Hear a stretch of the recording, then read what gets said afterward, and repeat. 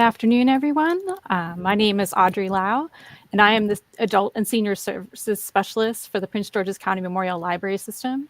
This summer, our library system and Prince George's County Office of Human Rights debuted a Lunch and Learn series, and this is our second edition of this series this fall, and we're so thankful that you chose to join us today. With me as co-hosts are the illustrious Tiana Davis, the Community Development Associate, and Kyla Hennington, the Public Outreach Engagement Division Manager with the Prince George's County Office of Human Rights, the Civil Rights and Human Rights Education and Enforcement Agency. The PG Office of Human Rights investigates complaints of discrimination, combats human trafficking around the region, ensures all people can access county government services in the language of their preference, and provides learning and engagement opportunities in the areas of social justice import. I'm going to take a few minutes now to tell you about this afternoon's guest and his new book, which you can check out from our library. It's probably backwards. And I hope you will find them both as fascinating and interesting as we do. Dr. Ira Chinoy comes to us from the University of Maryland's Philip Merrill College of Journalism to talk to us about his book, Predicting the Winner, the Untold Story of Election Night 1952 and the Dawn of Computer Forecasting. In this book, Dr. Chinoy explains how the history of American elections changed profoundly on the night of November 4th, 1952. That evening, a novel approach to predicting winners from early returns with new tools, computers, was launched live and untested on the newest medium for news, television. This innovation would help fuel an obsession with numbers as a way of understanding and shaping politics. Predicting the Winner tells in detail for the first time the story of November 4th, 1952, a night with continuing implications for the way forward from the events of 2020 and future election nights in the United States. Dr. Chinoy comes to us with 24 years of experience as a journalist at 4 newspapers, the Washington Post, the Providence, Rhode Island Journal, the Lawrence, Massachusetts Eagle Tribune, and the Pine Bluff, Arkansas Commercial. At the Washington Post, Chinoy was part of a team that won the Pulitzer Prize for Public Service for a 1998 series on the use of deadly force by the DC police. At the Providence Journal, Chinoy was part of the team that won the Pulitzer Prize in Investigative Journalism for coverage of corruption and patronage in the Rhode Island courts. Since 2001, he's been on the faculty of the University of Maryland's Philip Merrill College of Journalism, teaching courses in the practice and history of journalism. He is the co-founder of the Future of Information Alliance, created at Maryland to foster transdisciplinary dialogue, research, and action on pressing information-related issues. He graduated with honors from Harvard College in 1977. In 2010, he completed his PhD in journalism studies at Maryland with a dissertation entitled Battle of the Brains, Election Night Forecasting at the Dawn of the Computer Age. It won the annual dissertation prize by the American Journalism Historians Association. In 2021 and 2023, Chinoy was awarded the Broussard Award for Excellence in the Teaching of Media History by the Association for Education in Journalism and Mass Communication History Division. In 2021, he also received the National Award for Excellence in Teaching from the American Journalism Historians Association. Dr. Chinoy, we're so thankful that you're here with us today. Could you take a few minutes to talk about your book before we launch into our questions? Yeah, I'm really glad to be here. And I, peeked at the chat, so I see there, it looks like at least a couple of classes with students, some of whom have registered to vote, so a certain age are participating. So welcome to all of you, and looking forward to getting some great questions. So I was a journalist for 24 years. I am a dinosaur. So my first computer in Pine Bluff, Arkansas, my first job in Pine Bluff, Arkansas, before there were computers, I typed my stories on a typewriter, and that was the year before I graduated from college. And then I worked at a series of newspapers. I became sort of an early kind of adopter the use of computers in journalism for reporting. And, this is before social media, for basically for analysis, getting databases of public records and finding stories in them. And I was an investigative reporter. That was the thing I loved to do the most. And then I came to the University of Maryland in 2001. Yeah, actually a few days before 9/11 to teach.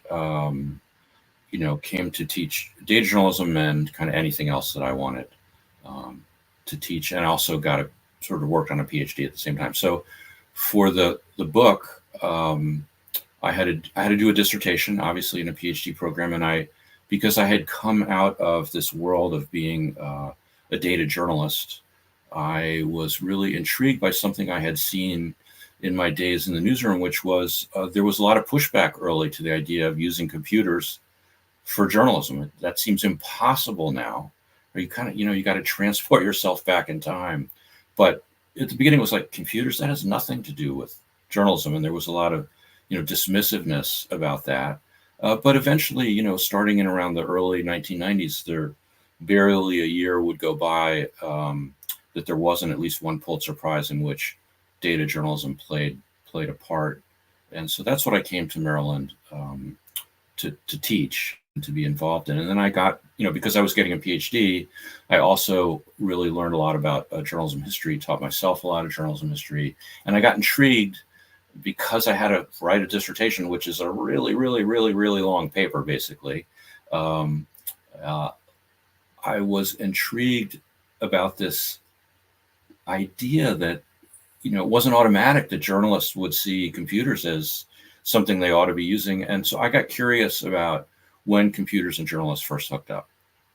And I was stunned to find that it went all the way back to 1952, which is the year before I was born, and I'm 71 years old. So that's really pretty far back.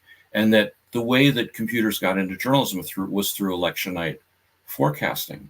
We cannot imagine an election night right now without, these computer forecasts and the journalists like, Steve Kornacki on MSNBC talking about, this county and that county and what they sort of foretell for what's going to happen. But it was a brand new idea, and it didn't, it wasn't really in the minds of the journalists or the computer people. They both, TV news was brand new. That also was like really hard to get your brain around. It was brand new. It was not yet a definitive thing in the lives of Americans, and computers were brand new. Nobody had them at home. Nobody had them at work. And so this was a really outside the box idea to put these computers live on television, digesting mountains of data that were coming in real time. And it was a risk also for the television news people. And they needed to prove that TV was a viable medium for news. And they had kind of messed up 4 years earlier. Some of your history, that in 1948, there was an embarrassment for journalism generally. On election night, the winner, Truman, held up a headline from a Chicago paper saying that he'd been beaten by his opponent, and Dewey, and TV didn't do much better on that night. And they also, they were panned. The New York Times panned how the TV networks handled election night and said it was not up to the billing of TV as a medium for news. So in 1952, the TV people were looking for something that they could, that would attract eyeballs. We didn't call it eyeballs and clicks in the day, but that's what they wanted. They wanted people to watch. And the computer people were desperate to have the public know about computers, right? And so it wasn't, foreordained that this would happen, but it kind of came together. The book tells a story of how that happened, and and then sort of it didn't go as planned, and I'm happy to talk about that as we go along. And then the other thing that I found was that there's a version of this, I call it like a cartoon version of this story, which is that CBS used a giant UNIVAC computer, weighed 8 tons, was one of the first commercial computers that had just been built for the US Census, but it was too big to move from the factory floor in Philadelphia to the studio in New York. And the TV's CBS Election Night studio sat over Grand Central Terminal in New York, and it was just too big to move. And so and it spit out a prediction very early that Dwight Eisenhower, who had been the general sort of running the war effort in World War II, was going to beat his opponent, Adlai Stevenson, who was the governor of Illinois, and beat him in a landslide. And that was not what was expected by the pollsters. And so the computer people, when they saw that prediction, didn't release it. They didn't give it to the network because they thought, oh man, if we are wrong, we are screwed. We are like, our little baby industry is going to be put back a decade. We better not do that. So that was kind of happening. And that little, turned out to be correct. And so that's a kind of what we would call man bites dog story in journalism, right? This little, ha ha ha, computer got it right, people got it wrong. And, and forever after we had computers on election night. There's a lot wrong with that story, but it also missed what I found early in my research was that there was a second computer, an entirely different model of computing, a little computer called the Monrobot, made by a calculating machine company. And it could be moved and was moved to the studio. It was the size of an office desk. And that was the era of big. And this thing was little. And they were selling it, kind of making a case that it could be run by ordinary office workers, especially secretaries, right? So, so that there was this competition between these computers and the idea of big versus small computing and competition between the networks. And, it was just a really, really a fraught evening. And so it was really fun to go back and dig out that story and tell the story, tell the aftermath. I did manage to get footage from both CBS and NBC broadcasts, 13 hours in all. And then, kind of tell that story and then try to extract from it what are the lessons from that we can apply. Well, that just leads right into my first question, if you're okay with asking that. Yes.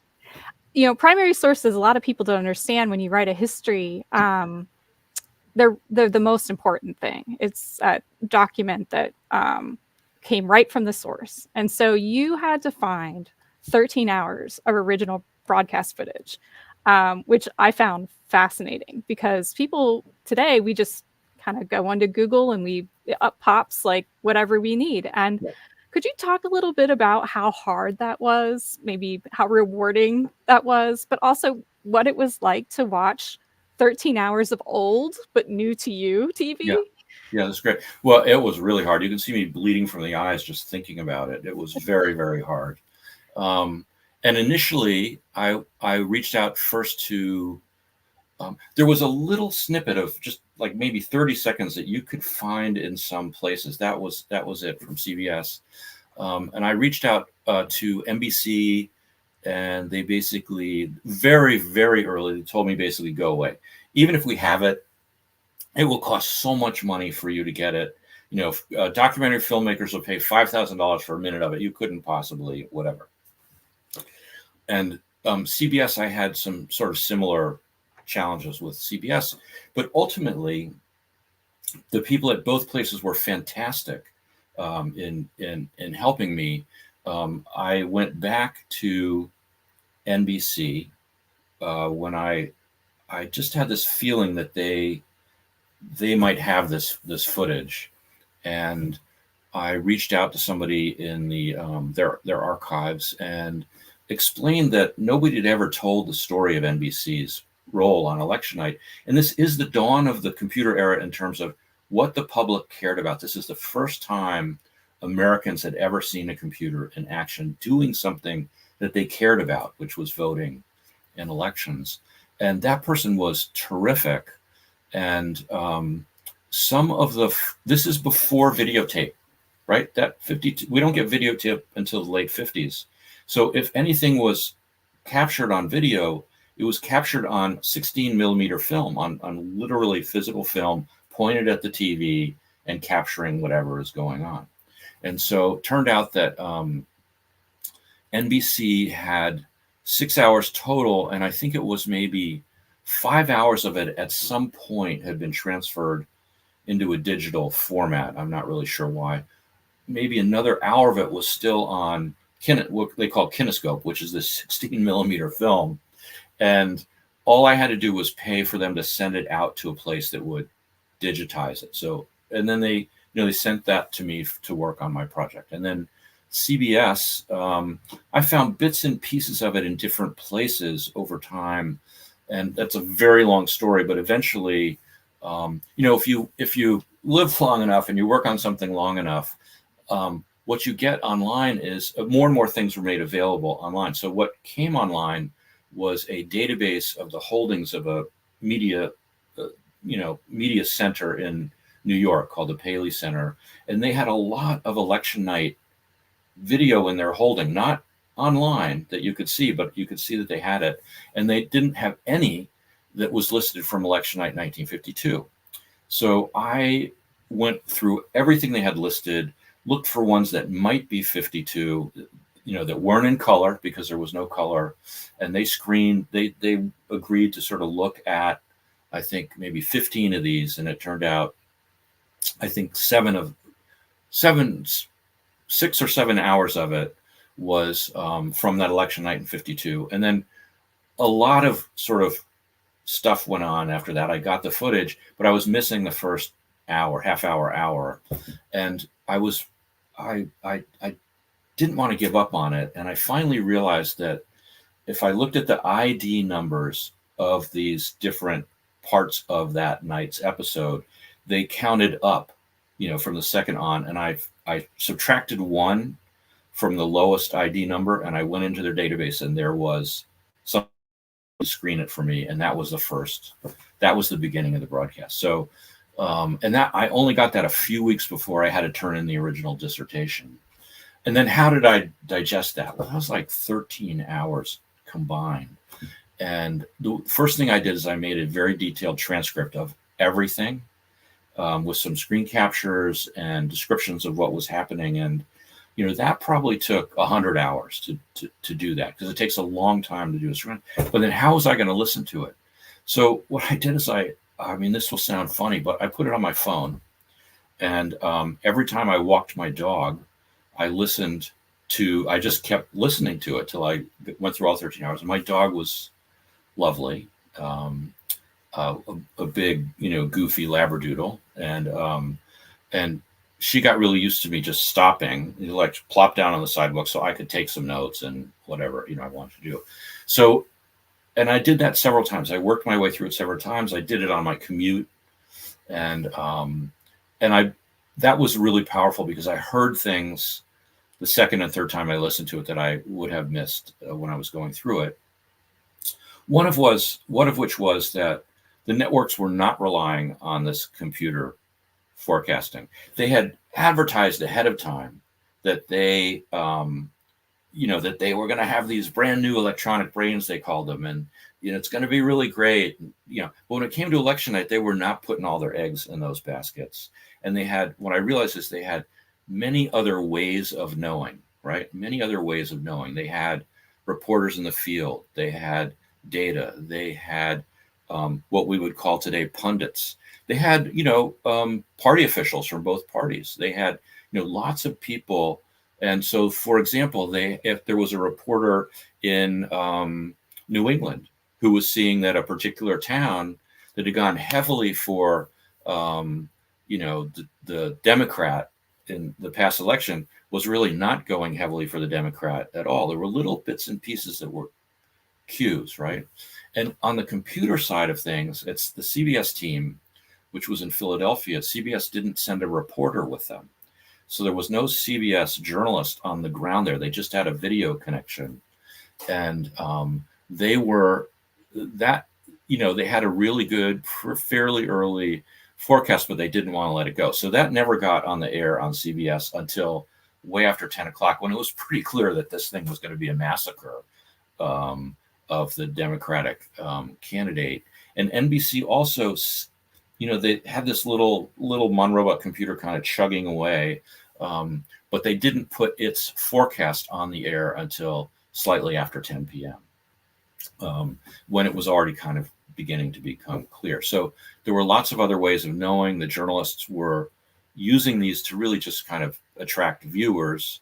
but they weren't necessarily the thing that was going to cause either network to call the election one way or the other.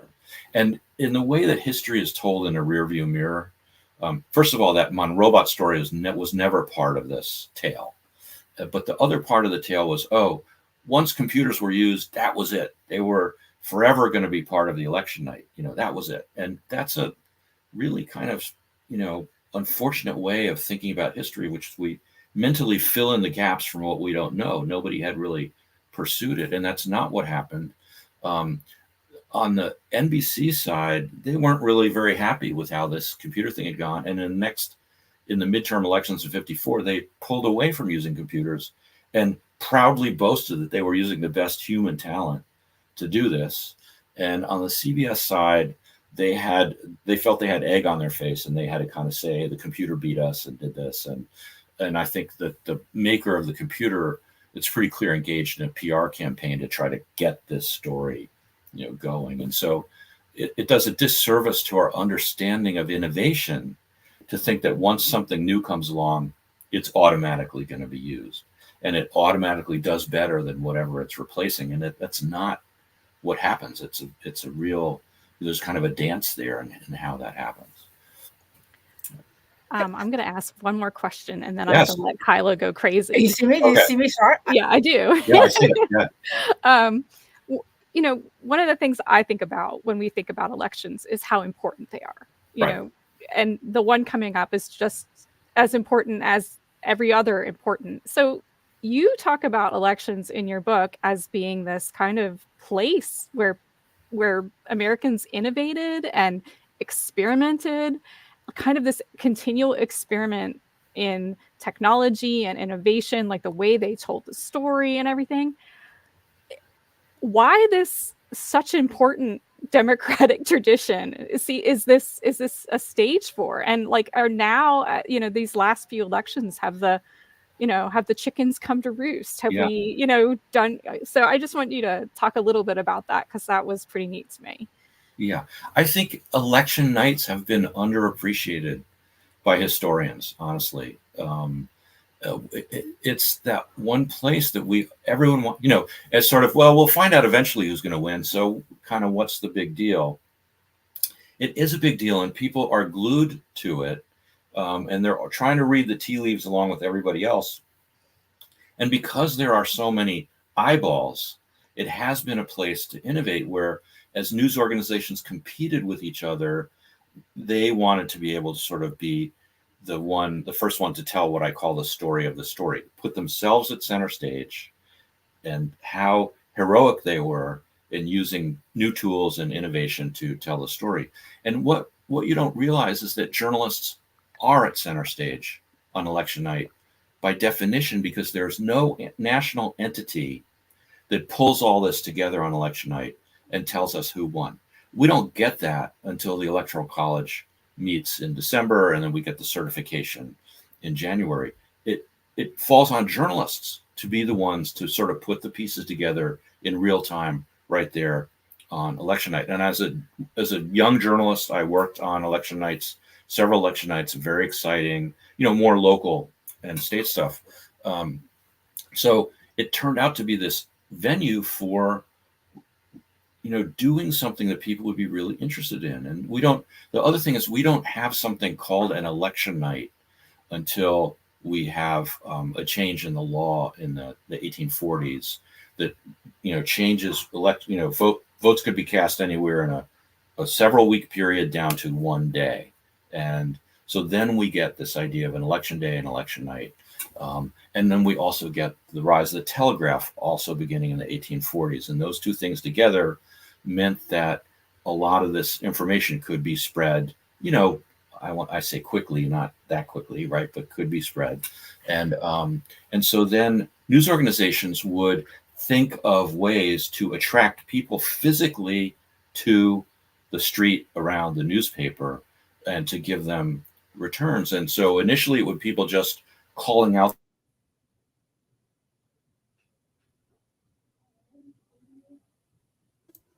All right, we're just gonna have a little pause here. Looks like we've lost Dr. Chinoy. So while we're in this pause, what I will do is, you're back, Dr. Are we Chinoy. back? Yeah, we lost you just for a second. So can you and I start lost again? you. I lost you. The last minute. Okay. Yeah, I lost you. Okay, so I'll go. I'll rewind. So, as more and more people would gather around newspaper offices in the middle of the 1800s and late 1800s, newspapers began coming up with ways to display these election returns to larger and larger crowds.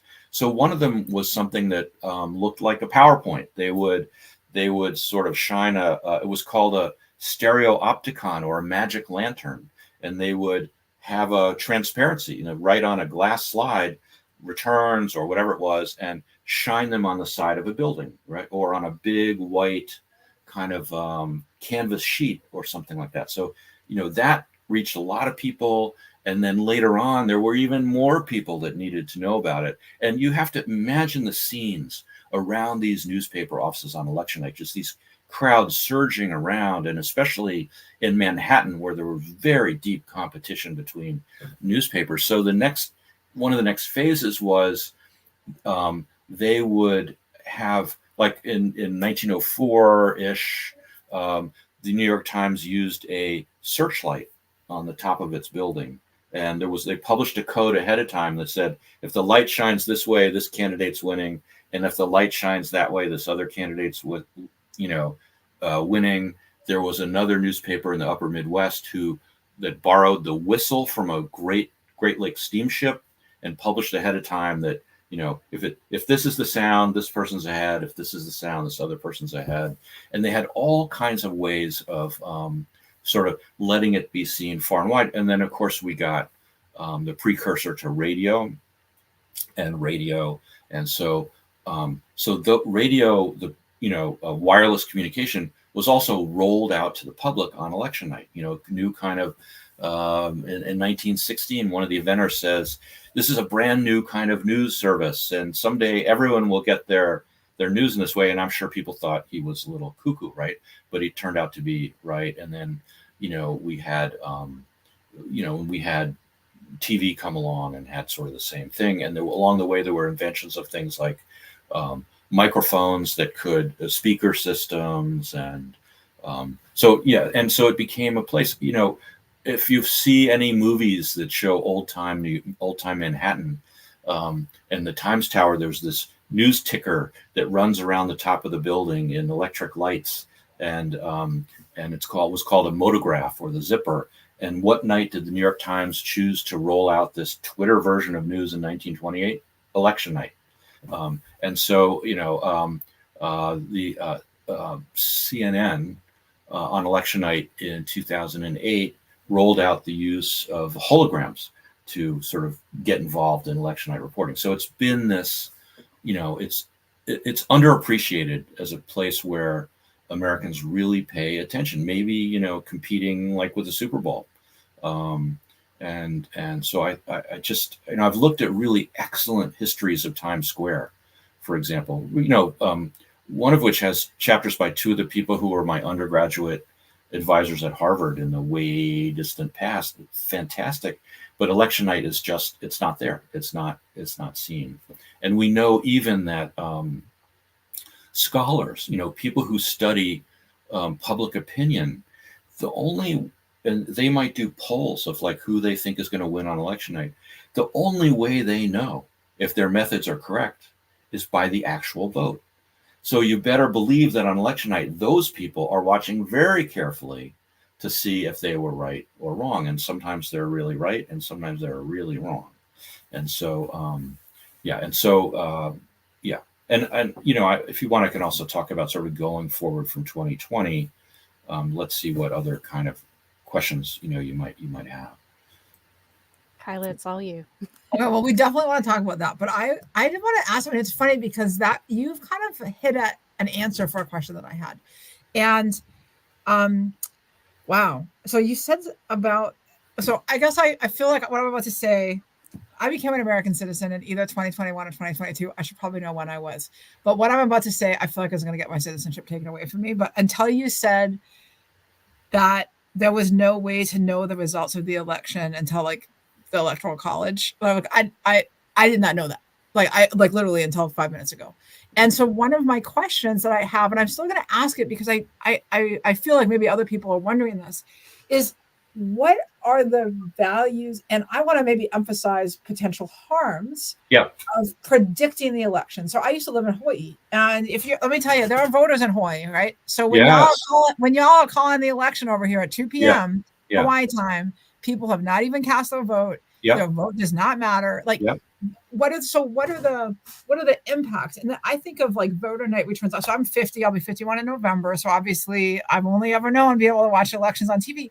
There's an entertainment value for it. But I kind of want to know like what I feel like it maybe does harm. I guess that's what I was thinking. And so I was wondering if you can tell us about this. Like, what are the values and what are the harm? Well, I guess you could divide the harm part into two parts. One is I don't think people want to wait until December, wait a month to figure out who won the election, right? Then there is the question of harm that you're talking about, which is, should networks withhold the news about what has happened in each state? One thing that has gone away is projections of winners based on a very small amount of information, and projections on how California is going to vote until California votes, right? Mm-hmm. And there has been a lot of controversy. So that's withheld now voluntarily because there's been a lot of controversy over time. And we even had a president, Jimmy Carter, who conceded before the votes were cast all the way across. Mm-hmm. So, I don't think you can withhold saying how Maryland has voted for another 6 or 9 hours until Hawaii votes. It may be that if Hawaii wants to count more, they need to sort of, have the voting take place ahead of time, right, or do it earlier in the day. I don't really know how that works.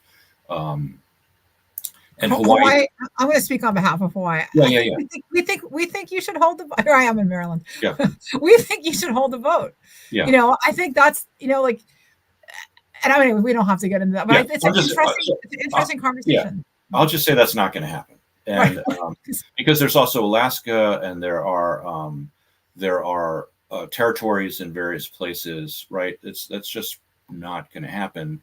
And Hawaii has not too distant past to vote Democratic. So, the danger in a place like Hawaii or California is not that people will know how the presidential race turned out. That's going to be pretty clear as results come in. The danger is that they will decide not to go to the polls, which there's a whole lot of other voting down ticket. So it's really incumbent on the candidates and the party people and whatever news media in Hawaii to say, you still need to go to the polls, right? It's really important. We have senators, we have Congress people, we have school boards, that is really, really important to do. And so I think it's the thing that just has to be navigated. That has to be navigated over time. That would be kind of my answer. I mean, I think when you talk, if you had voting and people were not finding out until, basically 12 hours later what the outcome was, that would be very unpopular. It wouldn't happen. But I think it's then incumbent on, everybody in the public sphere to say you still need to go to the polls, right? I mean, it'll be clear even before the West Coast votes in some elections when there are landslides, it's pretty clear, who has. Well, I'm thinking about like Reagan and some of the others, over time. Is that sort of make sense? No, that's really helpful, because as I said, when I was thinking about this question, like I literally didn't know.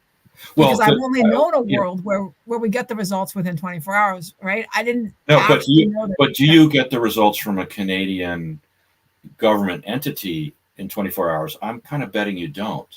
So I have never been curious about that, because until you talked about it, I just thought, and actually Tiana and I talked about this last week because we were reading the book together, separately but together last week, and I told Tiana that, like, I think up until I read your book, I guess I thought there was like a people counting ballots like all night long. Like, I really did not think about the involvement of computers. So to answer your question, I have no idea when the formal Canadian results are back, because they just like poof into my life like the night of the election. I'm sure they come from the excellent Canadian news media. I mean, I believe they do. And so this is, I learned so. I mean, I really appreciate this, because as I said, this is so much learning for me, and this book brought so much curiosity. So thank you very much. Yes. And it has been, it's been an issue from time to time when there, the one thing is like sort of there's the polling ahead of the election, and sometimes it's right, sometimes it's really wrong. And it gets easier and harder over the years. Like one thing that's made it harder is that people don't tend to have landlines anymore. They have cell phones. It used to be you could call up on the landline and reliably get people who lived in a certain area code and do this kind of polling. And it's gotten much, much harder. So that's kind of an issue. And then there are always issues with polling about how to weight certain things. For, in 2016, in the sort of retrospectives, it was pretty clear that the pollsters didn't weight properly the people who were going to vote for Trump. They didn't figure out kind of how to do that. And there were a lot of reasons why they thought that might be. Now, in this election, one of the really interesting things is, how do we rate Gen Z? How do we, because you get different kinds of people answer your polls, and you got to figure out how much weight should I give to white people and Hispanic people and, whatever it happens to be, people of certain ages, to get something that is remotely going to reflect the voter, the voter population. And I think we got a brand new generation that is going to be voting, some of them for the first time, some of them listening to this broadcast. Yahoo, and there's not a lot of reliable historical data on how they are going to vote. So I think that's going to be very interesting. And with, Taylor Swift coming out in recent days and really urging people to go register to vote, which had a huge impact on voter registration. And with, Donald Trump saying how he hates Taylor Swift, then I'm just kind of guessing that that's a group of voters that are not going to vote for Donald Trump. And so, but, that's just a big unknown right now, is what's going to happen with them. Yeah. And I guess I could talk about going forward too. So when I originally wrote this book, I wrote it as a study of innovation in journalism. And then by the time I wrote it and got an agent and got a publisher, was prosecuting publisher, it was really clear that my final chapter was going to be about innovation. What are the lessons for innovating? And I realized I needed to throw that out. That was very painful. Throw it out and write something about what are the lessons from 1952 that take us forward from 2020, from the chaos of election night in 2020. And, when we had the birth of the Stop the Steal movement, and people wanted to stop the count at the point where Trump was ahead. And there's a well-known phenomenon on election night that's called the red mirage. And it's the candidate that's ahead in the early counting isn't necessarily the candidate that's going to be ahead at the end, because votes come in somewhat random order, and votes from places with really good, small areas or really good voting systems are going to come in earlier than maybe they are going to be from big cities, right? And so the nature of those two areas of votership is different. And so it's called the red mirage because in recent elections, it has looked at the beginning like Trump was ahead. And eventually then, as all the votes got counted, it was clear that Biden was ahead. And the news organizations had warned the public ahead of time about this red mirage, and don't go crazy until we have all the votes counted, and there's absentee ballots to count, and there's all these other things, things to be counted. And so the Stop the Steal movement, basically its birth was, oh no, we want to roll the vote at the count back to midnight, and we should stop there. That's nonsense. It makes no sense at all. But these were people that sort of didn't understand how votes were tallied. And then it was really the real issue in my mind going forward. The way to solve this problem is not better math. We got the math, in terms of election night projections. It's not great, but that's not going to be the solution. The solution is, how do you get people whose candidate lost to accept the fact that their candidate lost, and how to get the people in the public life who are manipulating that emotion to get them to stop doing that, effectively stop doing that. And, so when I think about this, I think about, well, what was the innovation on election night in 1952? The the TV news people were willing to reach way outside the box and take a gamble on something completely new. They were willing to collaborate with people who were not journalists, who might have something else to bring to the table, computer people, right? And they were willing to be transparent in their methods. They tried as best they could to explain to the viewing public what they were doing with these projections. So kind of thinking about that, that sort of thing is going to be important. So what does reaching outside the box look like? And what are the issues that need to be resolved? What I see is two kind of trends in journalism that have to be addressed. One of them is increasingly large parts of the United States that don't have local news organizations. And these areas are called news deserts. And they're big. They're, whole counties in Texas, which are the size of small states, don't have a local news organization. Well, other studies show that the news that people trust the most is local news.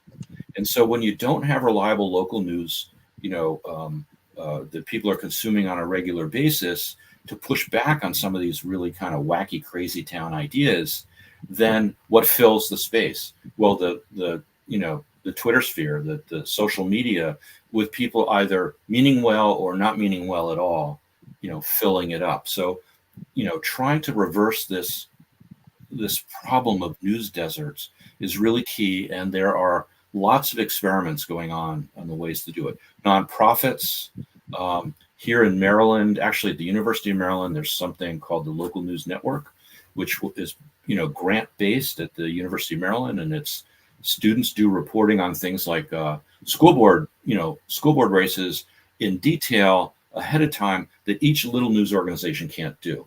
And then, putting that stuff up in a database. And there's a project called Solutions Journalism. And there are all these sorts of efforts going on around the country to try to see how can we fill these news holes, these news deserts. That's one. And the other is there's a long-term decline over a couple generations in trust in the news media. And there are a lot of reasons for that. And it sort of divides up that, liberals tend to trust the media a lot more than conservatives.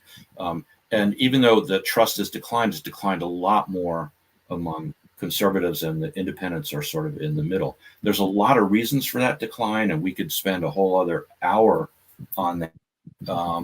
Some of it is that the news media is shooting themselves in the foot, right? And another big piece of it is players in the political space trying to demonize journalism and other institutions, journalism, schools, libraries, you name it, right?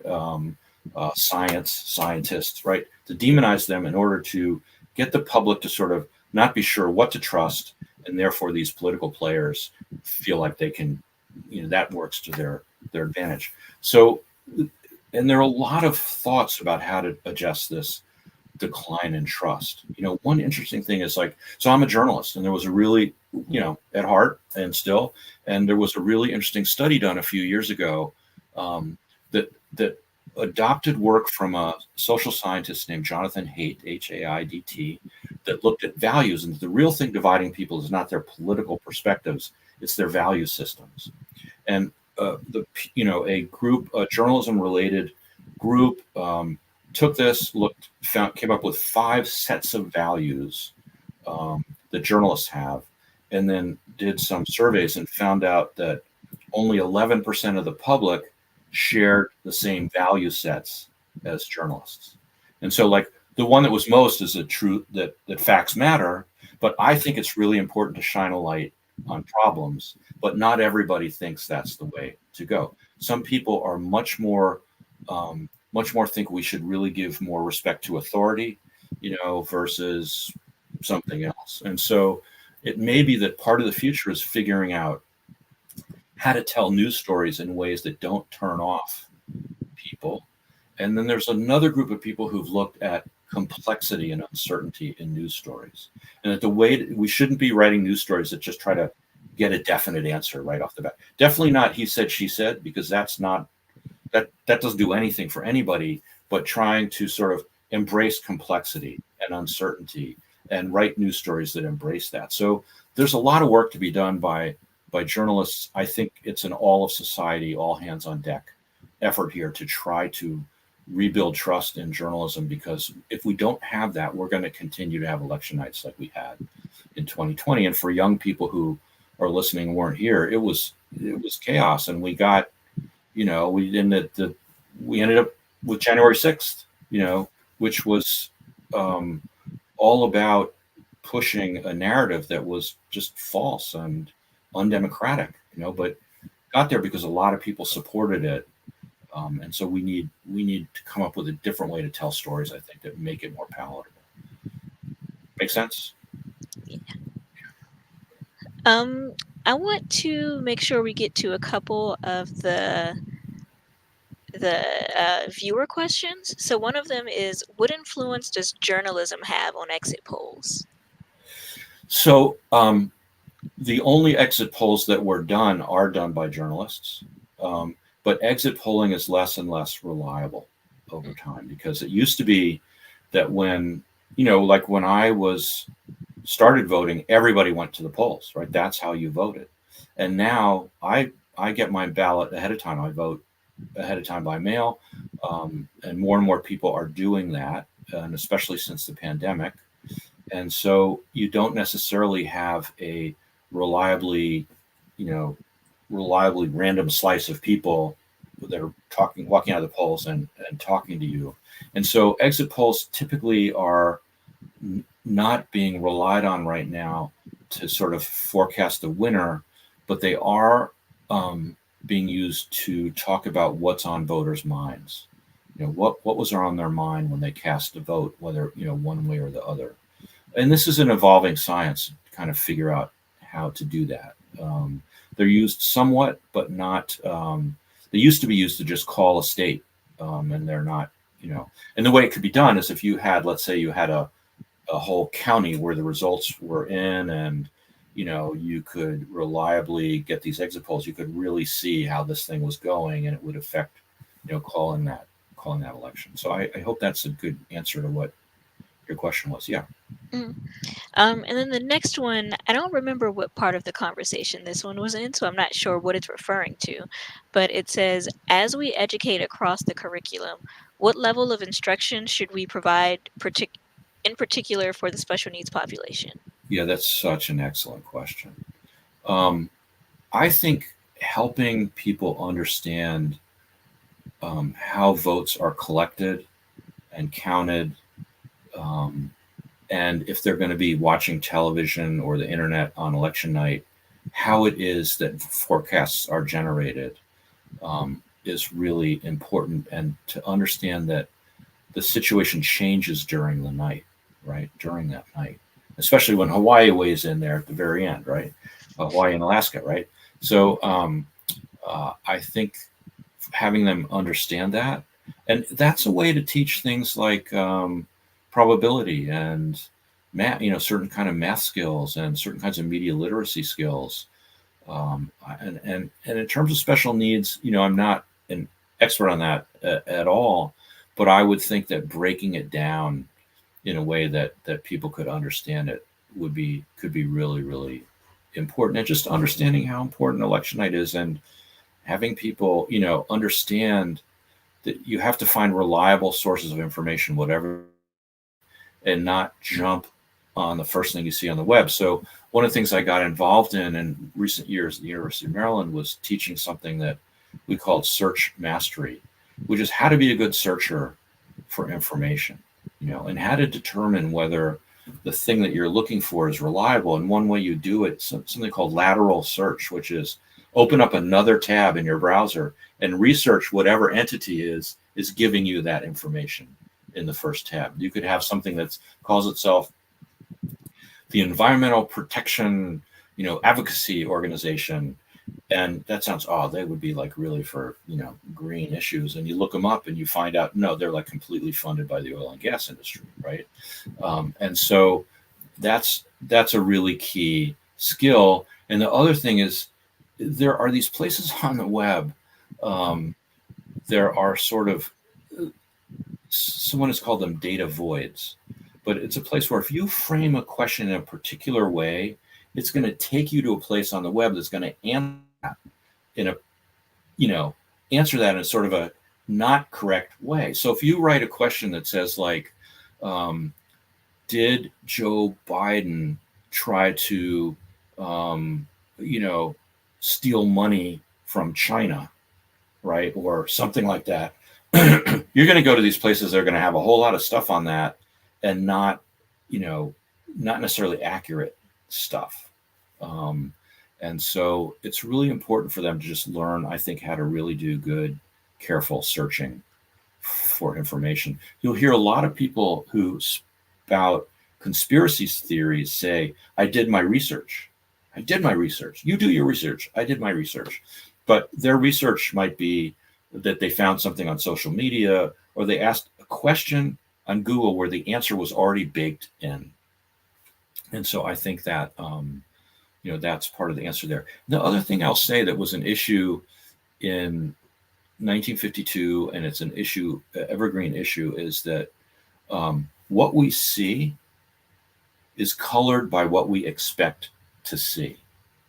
So on election night, the pollsters, who were very afraid of repeating their problems in 1948, called a very close election because they didn't want to be embarrassed again. And it wasn't close at all. And they, but so then in 52, you've got the computer people looking at this computer telling it's going to be a landslide. And they're going, that can't possibly be correct, because they, what we see is colored by what we expect to see. And I think that's really important for young people to understand, which is how to, check your assumptions and think about whether, if you see something that isn't in line with what you expect to see, could it still be something that's true? And how do you figure that out? I'm going to jump backwards a little bit, Okay. just because it's something I was really, you talk about the CBS team with Walter Cronkite, which was his first broadcast. And then you have Edward R. Murrow, who's like, one of those journalism gods, if you will. And they're giving UNIVAC this really hard time. And Beatty with Monrobot does not do that. And it seems like NBC kind of wins that in terms of like, being nice, whatever. But well, all right. So right. But like, I guess my real question is, I see this. I'll just say NBC didn't win that one either, and I could explain why that is. But okay, yeah, it was just. I guess we know technology wins. Like you talk about how we have to forget that, but we know it wins. But don't like Cronkite and Murrow kind of also have a point in the sense that telling the story is not so much about battling between humans and machines, but kind of a balance. Like, should we not be seeking that balance? Oh, 100%. 100%. And anyone who thinks, look, I was a data journalist back to the 80s. I mean, anyone who thinks that you do data journalism sitting behind a terminal is just not right. You use it to give you questions and to do other kinds of things. But no, it has to be a balance. What you have sometimes is kind of a knee-jerk, we need humans to do everything in this space. And no, computers are just tools. But on that election night, even on NBC, Bill Henry was the anchor on NBC, and he was a columnist for the LA Times. He was a real multimedia journalist. He had a radio show, and you can see he wrote a column ahead of time in the LA Times saying, I'll put my faith on, humans over computers, was essentially what it was on an election night when he turns the segment over to the person who's going to be Morgan Beatty, who's going to be talking to this Mon robot. He goes, and now, over to Morgan Beatty and the Mon robot. And you can see this like smirk on his face. And later in the evening, he says, one of those things I don't think that electronic brain can tell us is why people did what they did, right? And of course, that's not what it was, really set up to do. So it was a really kind of a straw man, kind of thing. And oh yeah, I mean, you reporting is a multifaceted, multi-layered thing, and I would be the first to say that it needs to include, heavily boots on the ground. I mean, and having the computer sort of point something up to you, like, oh, wait a minute, I didn't know that, and like I did one on lotteries once, and it all of a sudden was very clear that lottery tickets were selling like hotcakes in some of the poorest parts of the metro area, and there were no lottery outlets in the others at all, but they were, the states and whatever were using lottery to help fund their budget. And so, seeing the data then gave a way to go look at these places and talk to people and, what's going on.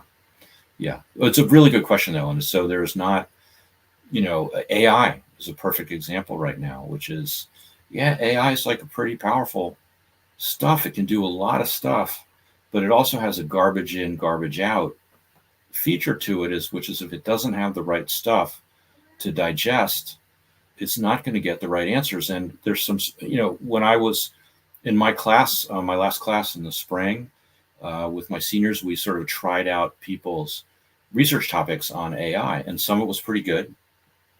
Some of it wasn't good at all. And when I asked it, how were computers used on election night 1952, the first answer I got back was, oh, computers weren't used on election night 1952 because it was too early for that. And then the next one I got was about the UNIVAC. And I said, well, what about the Mon robot?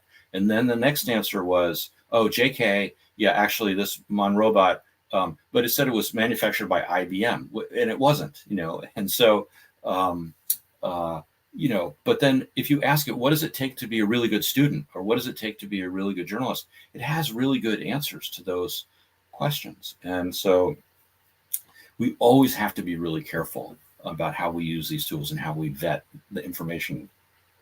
AI is going to be part of everyone's life right now, and it already is actually.